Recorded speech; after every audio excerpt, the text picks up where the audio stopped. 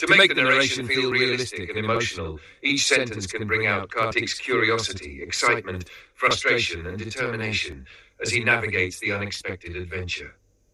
Here's a revised passage that conveys these emotions with depth. Narration. एक छोटा सा गांव था जहां कार्तिक नाम का एक लड़का रहता था।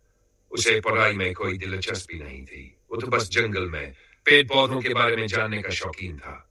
जंगल का सन्नाटा और हर पेड़ की अलग-अलग कहानियां उसे अपनी ओर खींचती थी। जब भी कार्तिक अकेले जंगल में निकलता, उसकी आंखों में जिज्ञासा और चेहरे पर एक अलग ही चमक होती। उसके पिताजी उसके इस शौक को समझ नहीं पाते थे। उन्हें हमेशा लगता था कि अरे, ये लड़का तो आवारा बनता जा रहा है। वो अक्सर गुस्से में कहते, कुछ काम धंधा कर ताकि कुछ पैसे कमाकर घर में मदद हो सके। लेकिन कार्तिक को नौकरी भी कहां मिलती। मजबूरी में पिताजी ने उसे अपनी किराने की दुकान में बिठाना शुरू कर दिया। दुकान पर काम करते हुए कार्तिक का मन कहीं और ही रहता। उसे तो पतंग उड़ाने में मजा आता था।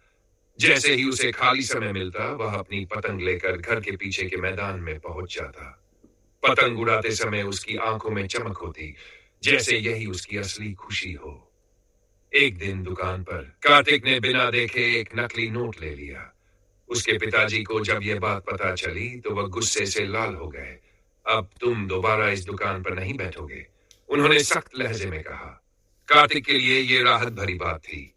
वह मन ही मन मुस्कुराया और पतंग लेकर पहाड़ी की तरफ चल पड़ा। कार्तिक आसमान की ओर पतंग उड़ाते हुए खुद को आजाद महसूस कर रहा था। अचानक हवाएं तेज हो गई और पतंग का धागा टूट गया। उसकी पतंग हवा में लहराते हुए दूर एक पेड़ में जा फंसी। अरे नहीं, कार्तिक चौंकते हुए बोला और बिना देर किए पतंग के पीछे दौड़ पड़ा। जैसे ही वह पेड़ के पास पहुंचा, उसकी नजर पेड़ के पीछे छुपे एक रहस्यमयी दरवाजे पर पड़ी। यह क्या है? यहां इस वीराने में दरवाजा कैसे हो सकता है? कार्तिक ने बुदबुदाते हुए दरवाजे की ओर कदम बढ़ाए। उसका दिल तेजी से धड़कने लगा। उसके मन में डर भी था, पर साथ ही एक अजीब सा आकर्षण भी था।